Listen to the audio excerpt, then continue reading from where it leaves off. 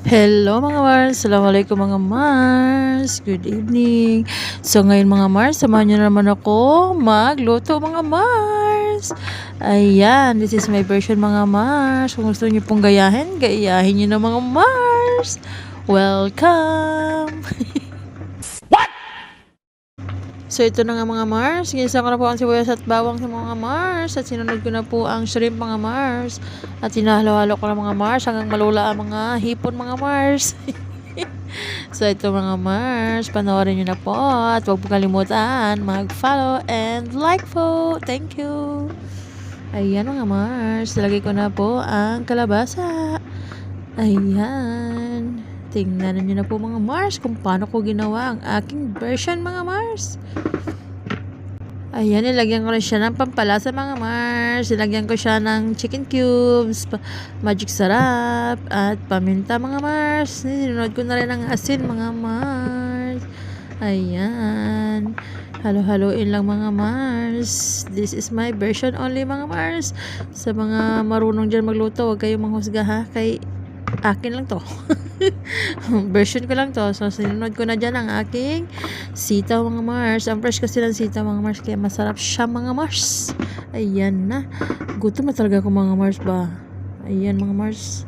Ayan, inopen ko na mga Mars. At nilagyan ko rin siya ng oyster sauce mga Mars. Alam mo mga Mars, excited na rin ako umuwi ng Pilipinas mga Mars. Para yung mga anak ko naman, ang malutuan ko mga Mars. Alam nyo ba yon? Of course, hindi. A few moments later. Ayan na mga Mars, sinalo-halo ko na siya.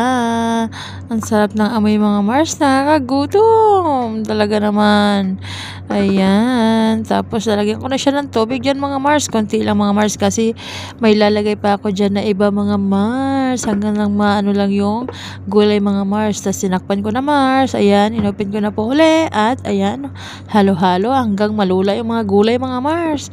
Nagsiswimming na naman yung mga gulay ko mga Mars. Kasi dito, sabaw is life mga Mars. Ayan, nilagyan ko na siya ng gata mga Mars. Ayan, so yummy.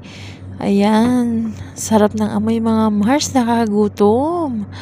Ayan na mga Mars. Ayan, takpan natin mga Mars hanggang kumulo siya mga Mars. Ayan, medyo kumulo siya ng konti mga Mars. So, inopen ko lang siya para haluin mga Mars. Ayan, tikpiman time na mga Mars. Ayan, okay na mga Mars. Approve na. So, takpan natin mga Mars. Ayan, kumulo na siya mga Mars. Ang bango mga Mars. Ang sarap niya mga Mars. Kasi may gata kasi. Ayan, tikiman time na naman mga Mars. Takpan na. Ayun lang mga Mars. Bye, be kind. Thank you sa panonood. God bless.